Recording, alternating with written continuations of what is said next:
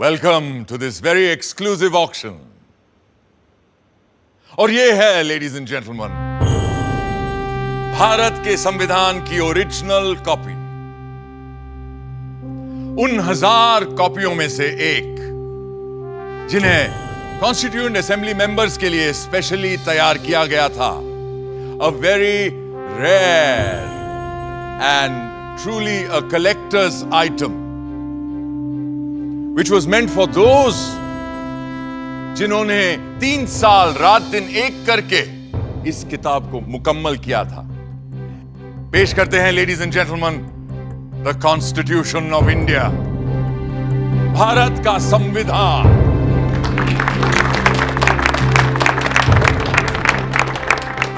ये कोई आम किताब नहीं, बल्कि प्रतीक है हमारे मुल्क का। पर कभी सोचा है आपने कि ये मुल्क आखिर होता क्या है? समाजशास्त्री कहते हैं कि एक ही नस्ल, धर्म, जबान, परचम और हुक्म को मानने वाले बाशिंदों के समूह से बनता है एक मुल्क, एक देश। मगर हिंदुस्तान जैसे बहुत सी भाषाओं, धर्मों और तमाम जातियों प्रजातियों वाले सब कॉन्टिनेंट को किसी तंग नज़रिए से नहीं देखा जा सकता है। और ऐसे मुल्क, ऐसे समाज में पुरानी रीतियों को तोड़कर सबको साथ लेकर आगे चलने के लिए किसी पुराने कानून से भी काम नहीं चल सकता है। इसीलिए हमारे पुरखों ने बनाया था हमारा संविधान, हमारा कॉन्स्टिट्यूशन, हमारा आईन। ये आईन ही तो वो आईना है जिसमें देखकर ही हम खुद को पहचान पाते हैं और संवार भी सकते हैं। आज से मैं आपको इस जादुई आईने के अंदर के संसार की सैर पर ले जाऊंगी। ये कैसे बना, कब बना, किस किसने बनाया और क्यों बनाया? तो चलिए चलते हैं वहाँ जहाँ कहानी शुरू हुई थी, हमारे संविधान की। पर फर्स्ट थिंग्स फर्स्ट, पहले आप भी तो ठीक से देख लीजिए उस मुकद्दस किताब को जिसकी बात हम कर रहे हैं।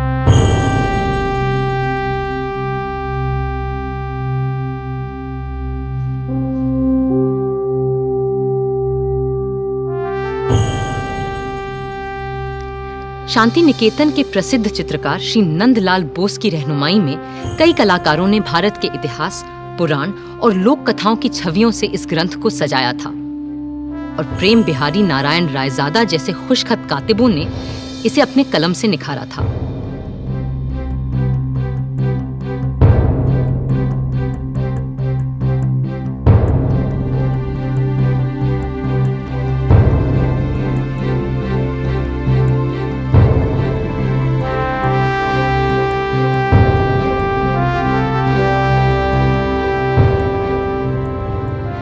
मगर ये काम मुश्किल होते हुए भी बहुत आसान था उस काम के मुकाबले जो इस संविधान की कल्पना कर इसे लिखित रूप देने वालों ने संविधान सभा में पूरे 3 साल लगाकर किया था। क्योंकि वह कल्पना केवल एक किताब की नहीं थी, वह तसव्वुर था एक नए मुल्क का, एक नए समाज का, एक ऐसी नई संस्कृति का जो इससे पहले इस संसार में कभी देखी नहीं गई थी। दिसंबर 1946 में जिस इमारत की तामीर शुरू की गई थी, असल में उसकी नींव बहुत पहले रखी जा चुकी थी। 1857 की क्रांति के दौरान बागी सिपाहियों ने भी हिंदुस्तान का एक अपना संविधान बनाने की कोशिश की थी।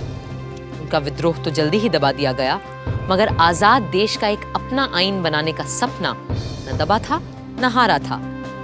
और जैसे जैसे महात्मा गांधी के नेतृत्व में आजादी की आवाज तेज हुई, तो अपना संविधान बनाने की मांग भी और तीव्र होती गई। My mentor Gopal Krishna Gokhale presented to the British government a note on the Constitution in 1914, and the British said, yes, we will accept it after the war. But now they want to make a constitution for us. But you know, a constitution for India should be and can be framed only by Indians. Now it works. What will you do with this spinning wheel, Mr. Gandhi?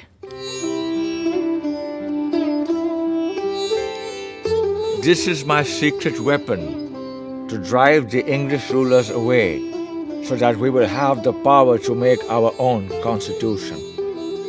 अब गांधी जी की सरपरस्ती में इतिहास ने दोबारा हमें एक नए भारत को गढ़ने का मौका दिया था। कांग्रेस नेता और आला वकील पंडित मोतीलाल नेहरू ने 1928 में एक रिपोर्ट तैयार की जिसे नेहरू रिपोर्ट या स्वराज संविधान के नाम से भी जाना गया। और उनके बाद जब उनका बेटा जवाहर कांग्रेस का सदर बना तो उस युवा नेता ने हिंदुस्तान के अपने संविधान के सपने को और शदीद तरह से सबके सामने रखा। आजादी दी नहीं जाती, स्वतंत्रता किसी कानून के नुक्ते को बदलकर नहीं मिला करती। इस तरह तो नए निजाम के नाम पर अंग्रेजों की पुरानी गुलामी को और मजबूत किया जाएगा। सच्ची आजादी तब मिलेगी जब हम अपनी चुनी हुई संविधान सभा के जरिए खुद अपने देश का संविधान सोचेंगे, अपना आईन तय करेंगे, अपना कॉन्स्टिट्यूशन बनाएंगे। भारत माता की जय! भारत माता की जवाब में अंग्रेजों ने सन 1935 में एक गवर्नमेंट ऑफ इंडिया एक्ट बनाया। ये एक्ट भारतीयों की उम्मीदों से न सिर्फ बहुत कम और अलग था, बल्कि इसकी वजह से कांग्रेस और मुस्लिम लीग के दरमियान दूरियां और बढ़ने लगीं। इस बीच दूसरे विश्व युद्ध के दौरान सन 1945 में डॉक्टर तेज बहादुर सप्रू ने सभी पार्टियों से मशवरा करके एक सांझे संविधान का खाका बनाने की कोशिश की। उधर वर्ल्ड वॉर II की मार और इधर आज़ाद हिंद फौज और भारत छोड़ो आंदोलन के चलते अंग्रेजों का भारत पर अनंत काल तक राज करने का इरादा नेस्तो नाबूद हो चुका था। विंस्टन चर्चिल युद्ध तो जीते, मगर बेचारे चुनाव हार गए और बर्तानिया के नए प्रधानमंत्री क्लेमेंट एटली ने कहा कि भारत के लिए नया संविधान बनाने और मुसलमानों को अलग अधिकार देने की मुस्लिम लीग की मांग पर काम फौरन शुरू किया जाएगा। इसी के मद्देनजर पहली बार हिज मैजेस्टी की सरकार के 3 कैबिनेट मंत्री एक साथ भारत भेजे गए और ये कहलाया cabinet mission. Believe me, India will be a much better place after you have left us to ourselves. That's precisely what we ought to do, Mr. Gandhi. Our only fear is whether it's possible to minimize the violence and the bloodshed which is predicted in this subcontinent when it breaks into Hindustan, Pakistan, and Princeton. Then don't break India. But what about Mr. Jinnah's Pakistan? Why will you listen to my brother Jinnah if you are not ready to listen to others?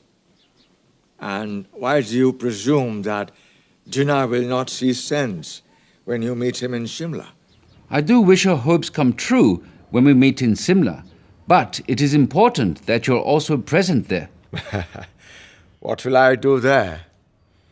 I'm neither a member of the Congress nor of the Muslim League or of the other outfits that you have invited there. But still, we will need your wise counsel in Simla when discussions are held about an interim government and a new constitution for India. लाट साहब यानी vice Roy की शिमला कोठी में बैठक लग रही थी और वहां भारत भर की अहम सियासी हस्तियां जमा हो रही थीं। कांग्रेस की तरफ से आए थे उनके अध्यक्ष मौलाना आज़ाद, साथ में थे पंडित जवाहरलाल नेहरू, सरदार वल्लभ भाई पटेल और खान अब्दुल गफार खान। मुस्लिम लीग की तरफ से थे मिस्टर जिन्ना, जिनके साथ थे लियाकत अली खान, सरदार निश्तर और नवाब इस्माइल खान। फिर सिख, पारसी, ईसाइयों और दलितों के नुमाइंदे भी थे। उधर पूरे मुल्क में फैले सैकड़ों रजवाड़ों की तरफ से वहां मौजूद थे भोपाल के नवाब मोहम्मद हमीदुल्ला, जो उन दिनों चेंबर ऑफ प्रिंसेस के चांसलर थे। Friends, the winds of change have swept the old order all over the world, ever since this bloody war has started. And our new Labour government of Britain is of the opinion that the time has come for Indians to decide how they are going to govern themselves. And the purpose of this meeting is to have discussions with all of you.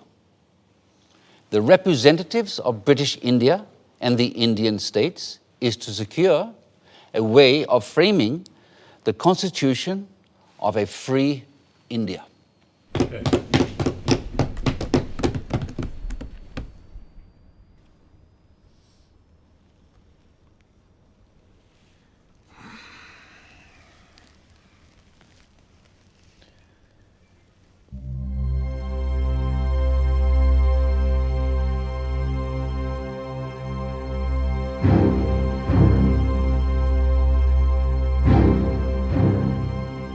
जिन्ना साहब को ये बात नागवार गुजर रही थी कि जिसे वो महज हिंदुओं की पार्टी मानते थे, उस कांग्रेस के आधे नुमाइंदे मुसलमान थे और उनकी रहनुमाई भी एक मुसलमान ही कर रहा था।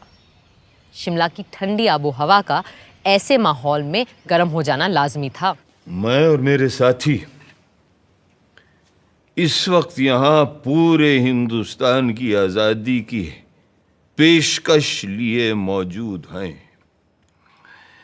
बाकी मसाइल दोयम हैं जो हम बाद में भी तय कर सकते हैं। अपनी कॉन्स्टिट्यूएंट असेंबली में जो जमा होगी एक आज़ाद हिंदुस्तान के ख्वाब की ताबीर करने के लिए।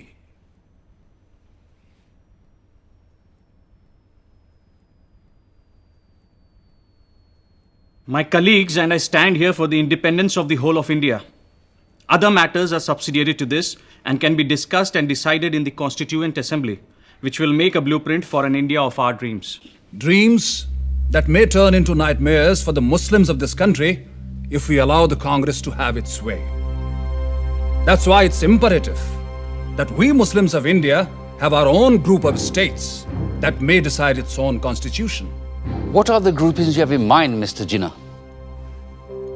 All the Muslim majority states like Sindh, Punjab, Balochistan, and Northwest Frontier Province will form the first group, and the states of Assam and Bengal will be in the second group. Mr. Jinnah, if, as you suggest, these groups separate from the body of India, but then pray tell us, what is left for the Constituent Assembly to make laws for?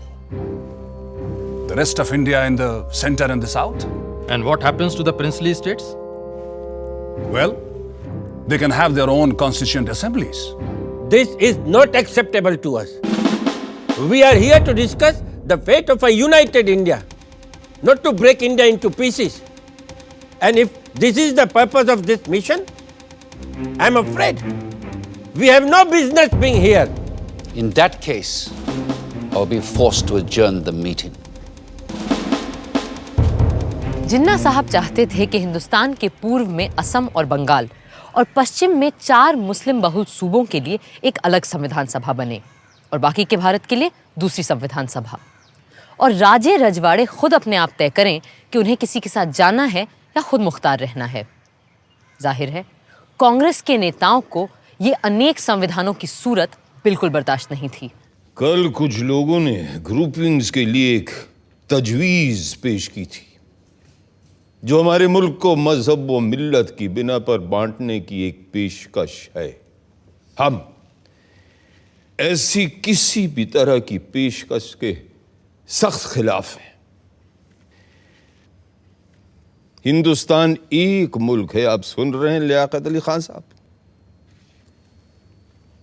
Hindustan एक मुल्क है और एक ही assembly इसका आइन बना सकती है जिसमें तमाम सूबों, इलाकों, मजहबों और फिरकों के चुने हुए मेंबरान और राजे रजवाड़ों के भेजे हुए नुमाइंदे भी शामिल होंगे।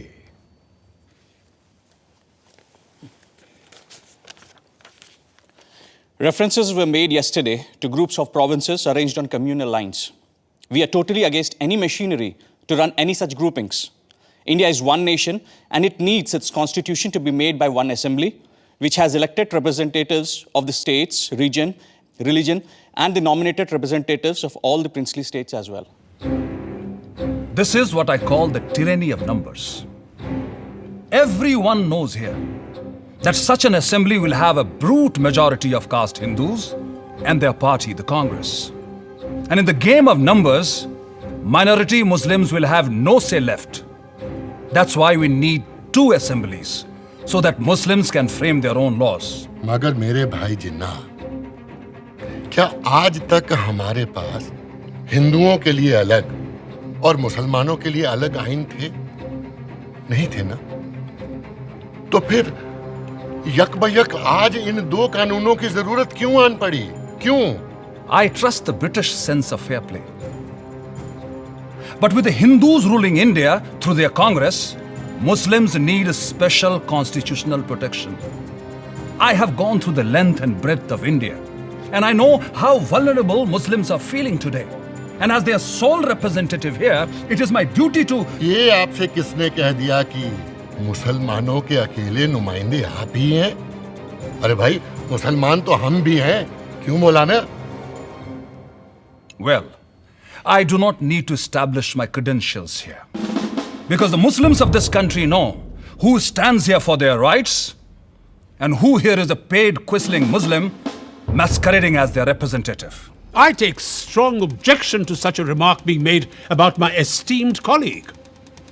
Mr. Jinnah, if I've got you right, you need these groupings because of the communal mistrust that exists in this country. That's perfectly right, Sir Stafford. Muslims cannot be a part of a constituent assembly which will be dominated by caste Hindus. May we deal with first things first, please, which is to dispose of the problem of the Indo-British relationship. For that, we need to make our own constitution for a free India. The communal problem can be dealt with later. Later? Later, there'll be no Muslims left alive in India if Congress is given its way. And that is unacceptable to me. If Mr. Nehru doesn't like the idea of groupings of states within the same India, then it will be better to have two Indias. One for Hindus and another for Muslims.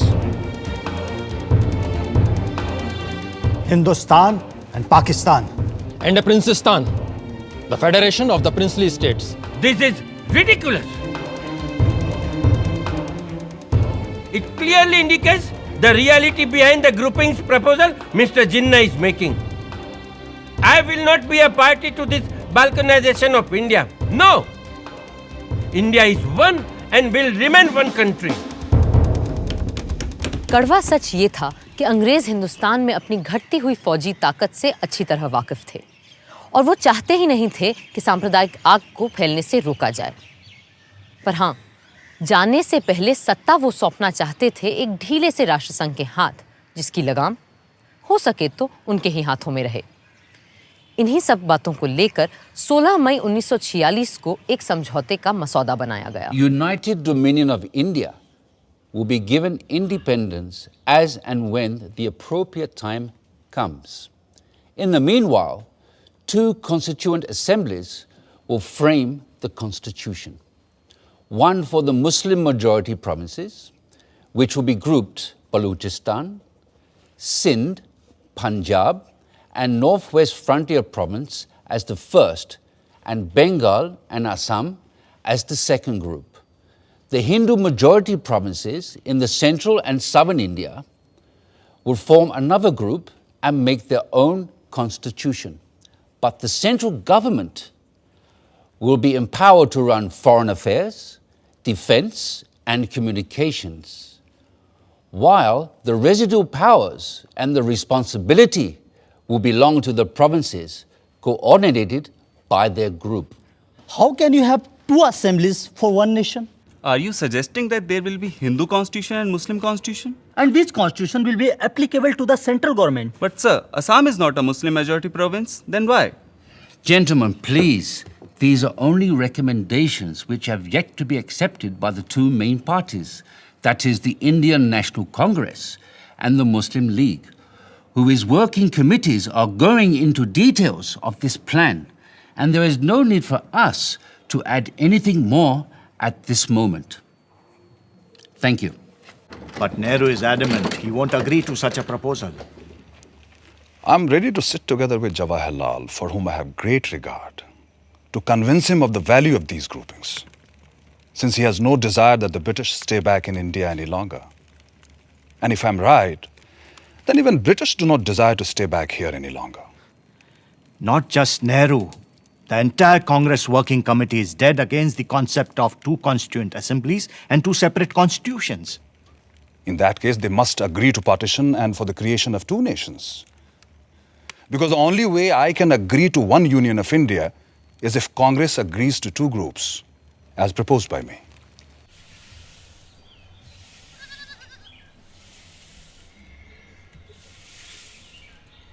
Bapu, working committee ने जिन्ना साहब की groupings की तजवीज़ के खिलाफ एक resolution pass किया है।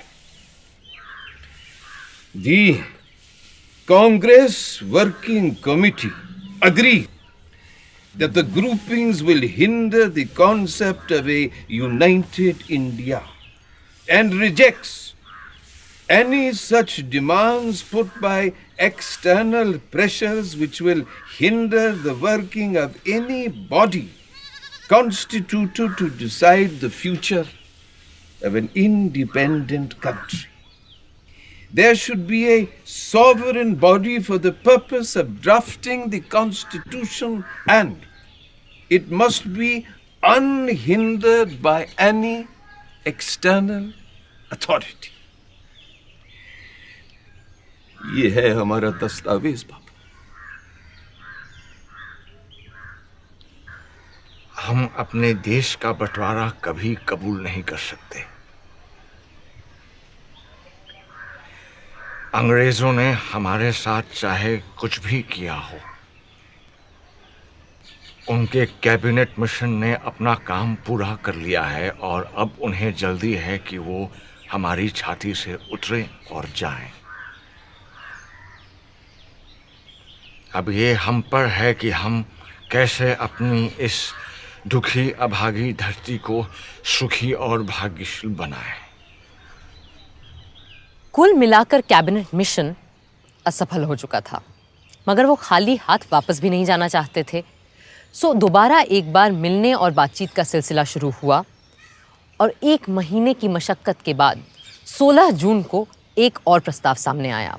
Partition? The Congress will never agree to partition. Why would they agree to parity between themselves and the Muslim League in the interim government? And why will they not agree to have any Muslim members on behalf of Congress? How can 1/4 of the population be given half the population's seats in the cabinet? अगर हमने cabinet mission की सरकार में शामिल होने की तजवीज़ नहीं मानी तो न सिर्फ हमें सरकार से बाहर बैठना पड़ेगा, बल्कि ये मुमकिन है कि अंग्रेज हमें दोबारा जेल में डाल दें। अब इससे बेहतर यह है कि हम उनकी इतनी सी बात मान लें कि हमारी भेजी काबीना की फहरिस्त में किसी मुसलमान का नाम ना हो। खुद अपना नाम कटवाने की तरकीब बता रहे हैं आप तो मौलाना। सरदार, मुल्क किसी भी शख्स से बहुत बड़ा होता है और किसी भी मिल्लत से भी। मैं मौलाना की बात समझ सकता हूं। अगर हमने सरकार में आने का ये मौका हाथ से जाने दिया तो यकीनन मुस्लिम लीग और खास तौर से जिन्ना साहब इस बात का नाजायज फायदा उठाएंगे। बापू, आपका क्या कहना है?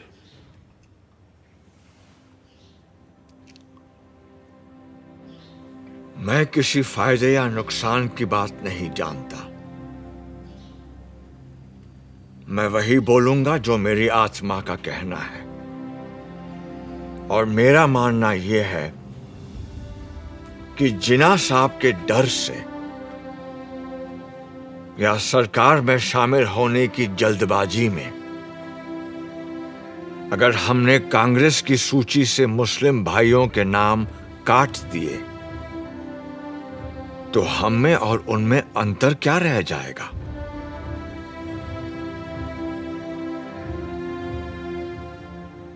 जिन्ना साहब सिर्फ मुसलमानों के नेता हो सकते हैं, पर आप लोग तो सिर्फ हिंदुओं के रहनुमा नहीं है ना। बापू, आपने सही फरमाया, मगर क्रिप्स और उनके साथी अभी रुकने वाले नहीं हैं, और अगर सरकार में शामिल होने के लिए हमें मुसलमानों को अपनी काबीना से खारिज करना भी पड़े तो क्या फर्क पड़ता है? मुझे फर्क पड़ता है, और मेरा ऐसी पार्टी से कुछ लेना देना नहीं हो सकता है। अगर आप लोग सरकार संभालने के लिए इतने उतावले हैं तो बनाइए आप सरकार। मैं दिल्ली छोड़कर जा रहा हूं। बापू, हम आपकी बात समझते हैं, पर अगर इस समय उन्हें फौरन जवाब नहीं दिया तो ये मौका हाथ से निकल जाएगा। अगर यही आप सबका फैसला है तो मैं अपनी हार स्वीकार करता हूं। मुझे अंग्रेजों की नीयत सही नहीं लगती, पर मेरी बात ही सही है, इसका कोई सबूत भी तो नहीं है मेरे पास।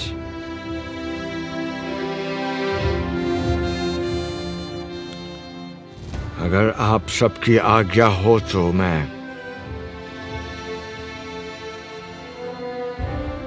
इजाजत चाहूंगा।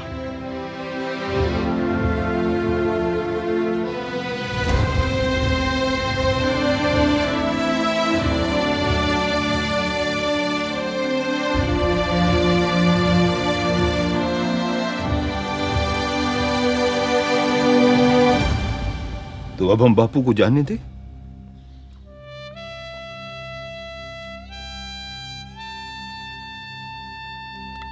प्यारे लाल,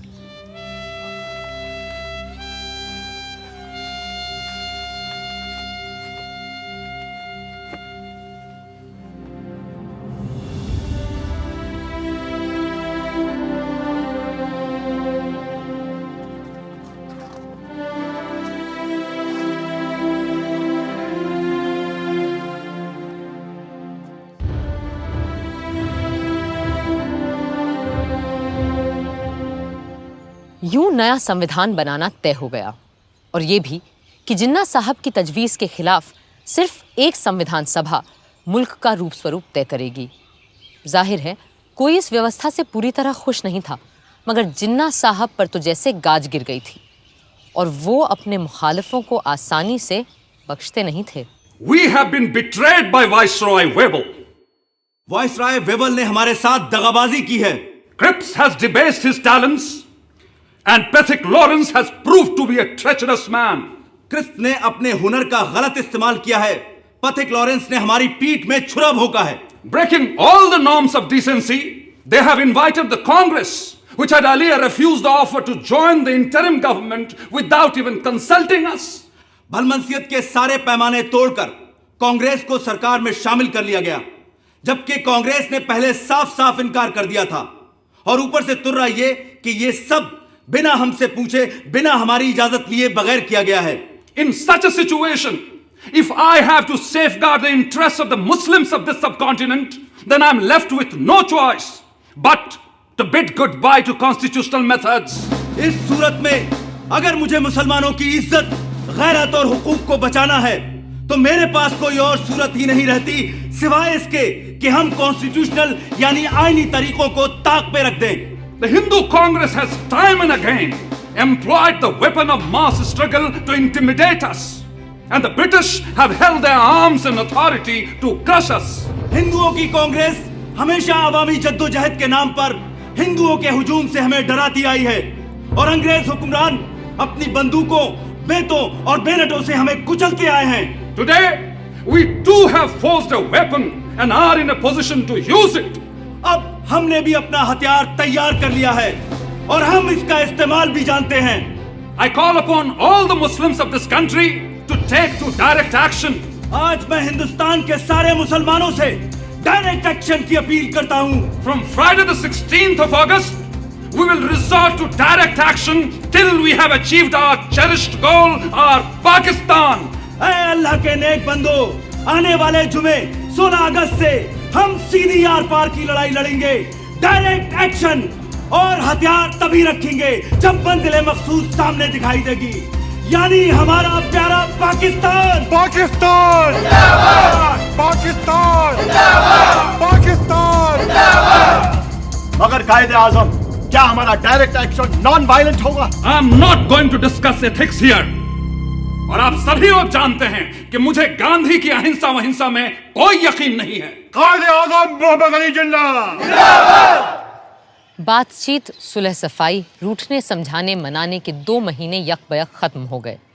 कैबिनेट मिशन वापस लौट गया और हिंसा के बादल चारों तरफ मंडराने लगे। वाइसरॉय वेवल ने सारे गवर्नरों को बुलाकर पुलिस व्यवस्था को चाक चौबंद करने को कहा। पर बंगाल के गवर्नर सर फ्रेडरिक बरोज ने वेवल को खबर दी कि बंगाल के मुस्लिम लीगी प्रधानमंत्री एच.एस. सोहरावर्दी के कहने पर उन्होंने 16 अगस्त को सारे पुलिस महकमे को छुट्टी पे भेज दिया है। 16 अगस्त 1946 भारत के इतिहास के काले दिनों में शामिल होने जा रहा था।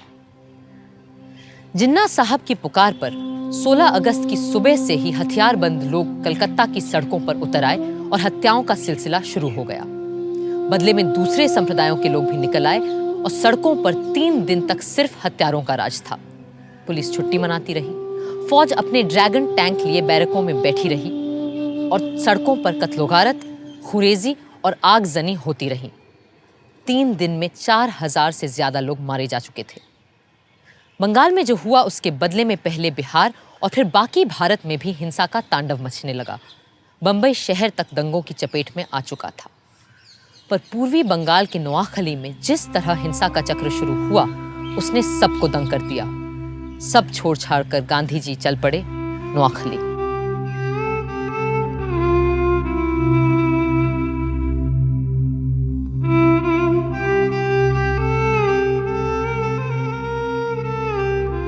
लाट साहब वेवल का मानना था कि हिंदुस्तानियों के साथ मिलकर बनी सरकार ही इस गृह युद्ध जैसी स्थिति को रोक सकती है। सो पंडित नेहरू ने अंतरिम सरकार में वाइस प्रेसिडेंट और सरदार पटेल ने गृह मंत्री का पद स्वीकार कर लिया। जिन्ना साहब ने तो पहले इस सब का मजाक उड़ाया, फिर 15 अक्टूबर तक उनकी तरफ से भी लियाकत अली खान ने वित्त मंत्री का पद संभाल लिया। जिन्ना साहब खुद सरकार में शामिल नहीं हुए क्योंकि उन्हें नेहरू से छोटा या बराबरी का ओहदा मंजूर नहीं था। यूं आर्जी सरकार तो बन गई, पर उसका चलना कदम कदम पर दुश्वार हो रहा था। गांधी जी ने तो बहुत पहले ही लाट साहब वेवल को इस खतरे से आगाह किया था। You must make your choice of one horse or the other. You will never succeed in riding 2 at a time. Choose the names for the interim government from names submitted by the Congress or the League. For God's sake, do not make an incompatible mixture, and in trying to do so, produce a fearful explosion. Even a government headed by the League is not going to damage India.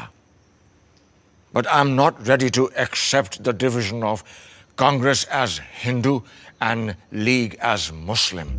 No.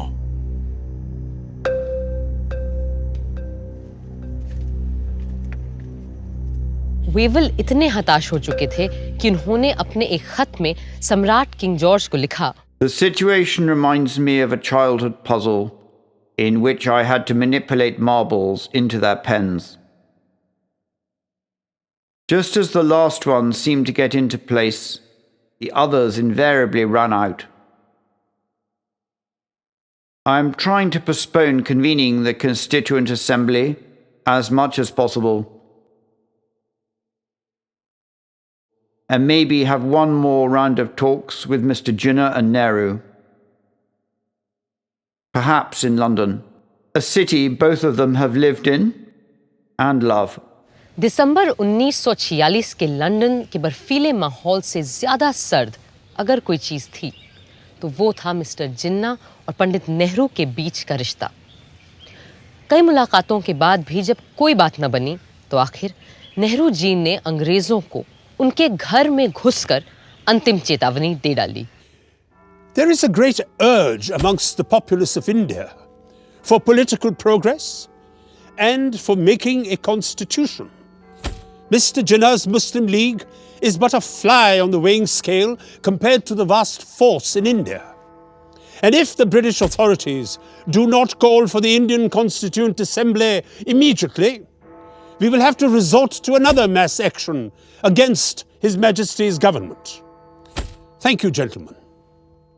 Mass action के डर से British सम्राट की सरकार तुरंत मान गई और पंडित नेहरू के भारत लौटते ही 3 दिन के अंदर हिंदुस्तान का आईन बनाने के लिए कॉन्स्टिट्यूएंट असेंबली का मिलना तय हो गया। 9 दिसंबर 1946 के ऐतिहासिक दिन इसी इमारत में पहली बार इकट्ठा हुई भारत की संविधान सभा। प्रादेशिक विधानसभाओं से चुने गए नुमाइंदे इस ऐतिहासिक दिन के लिए सज धज कर पधार रहे थे। मुस्लिम लीग ने जैसा कि उम्मीद थी, इसका पूरी तरह से बहिष्कार किया। हिंदुस्तान को एक नया रूप देने के लिए, एक नए संविधान को आकार देने के लिए सारे महत्वपूर्ण लोग कॉन्स्टिट्यूएंट असेंबली में मौजूद थे। बस 2 लोग वहां नहीं थे, और शायद 2 सबसे अहम लोग, कायदे आजम मोहम्मद अली जिन्ना और महात्मा गांधी। संविधान सभा के बहुत से सदस्य गांधी जी से मार्गदर्शन और आशीर्वाद लेने उनके पास पहुंचे।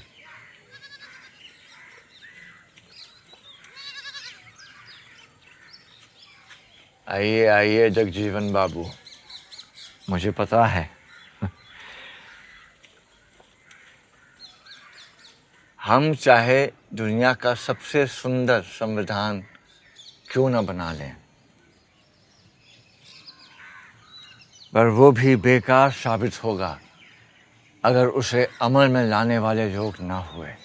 बापू, मुझे पूरा विश्वास है कि हमारे यहाँ ऐसे अच्छे आदमियों और औरतों की कोई कमी नहीं है जो हमारे संविधान को कारगर करके दिखाएंगे।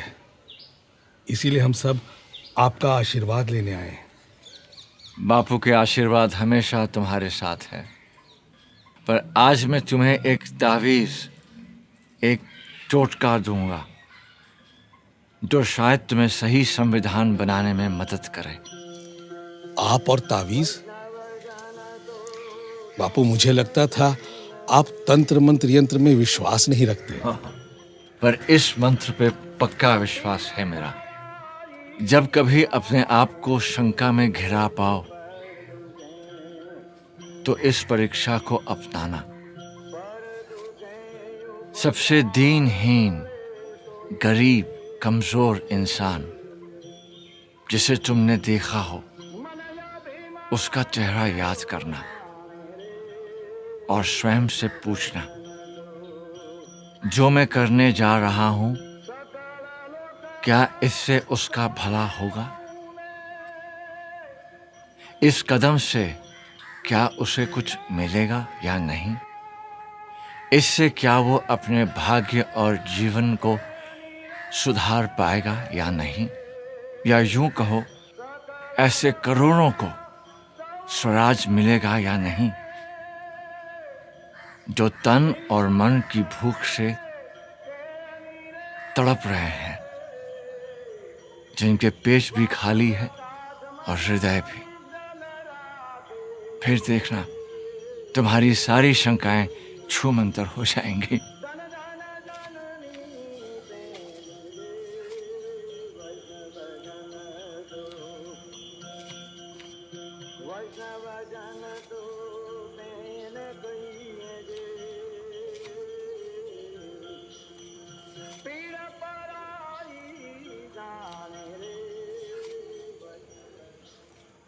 संविधान सभा ने सबसे सीनियर सदस्य डॉक्टर सच्चिदानंद सिन्हा को कार्यकारी अध्यक्ष चुना और उनकी निगरानी में सारे सदस्यों ने शपथ ली।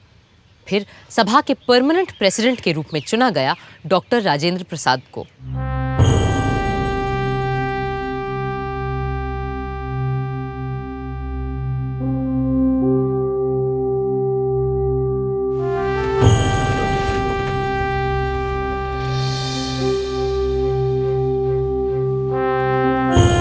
Hip hip! Hooray! Hip hip! Hooray! Hip hip! Hooray!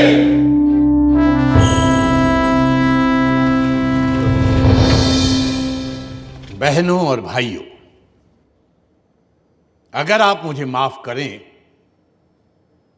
तो मैं ये कहूंगा कि इस देश में जहां जात पात के इतने झगड़े फैले रहते हैं, आप लोगों ने हमें चुनकर एक तरह से अपनी जाति से बाहर कर दिया है और अपनी जात पात में बैठने से वंचित करके आपने हमें एक अलग, एक दूसरी जगह, एक दूसरे किस्म की कुर्सी पर बैठने के लिए मजबूर कर दिया है।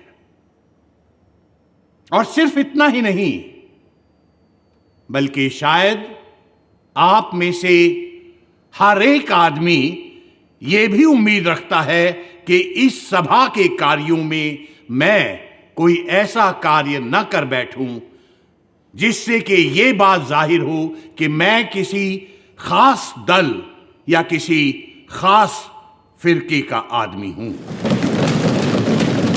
पहले हिंदी और फिर अंग्रेजी में बोलते हुए राजेंद्र बाबू ने सबके दिलों को छू लिया। Above all, what we need is freedom. And as someone has said, nothing is more valuable than the freedom to be free. Let us hope and pray that as the result of the labors of this Constituent Assembly, we shall have achieved that freedom and we shall be proud of it. 13 दिसंबर के ऐतिहासिक दिन पंडित जवाहरलाल नेहरू ने संविधान सभा के सामने एक ऐसा प्रस्ताव रखा जो हमारे आईन की नींव बनने वाला था, और ये था संविधान के लक्ष्य और ध्येय के बारे में, AIIMS and objectives resolution. Mr. Chairman, the resolution that I am placing before you defines our aims and describes an outline of the plans and points to the way which we are going to tread. The resolution that I place before you is in the nature of a pledge, and I hope the House will pass this resolution, which is of a special nature.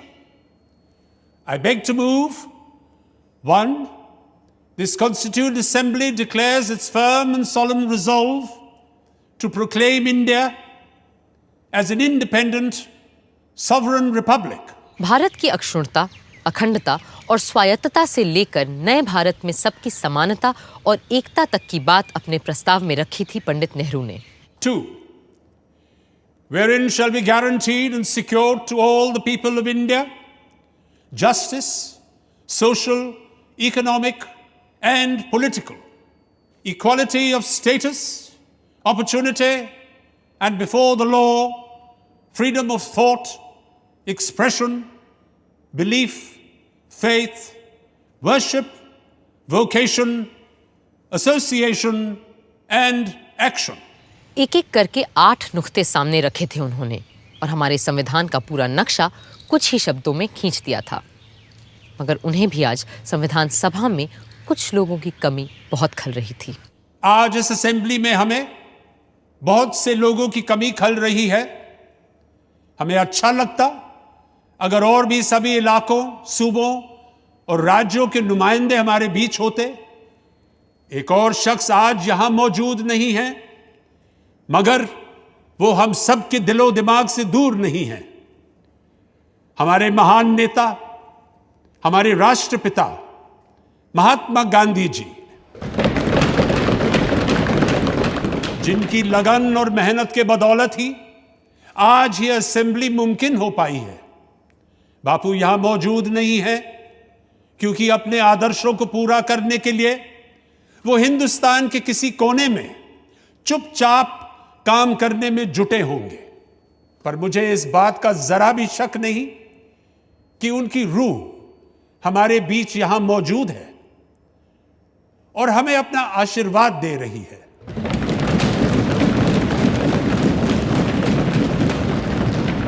I also think of the various constituent assemblies that have gone before us, when the fathers of the great American nation met and fashioned out a constitution that has stood the test of time for more than a century and a half.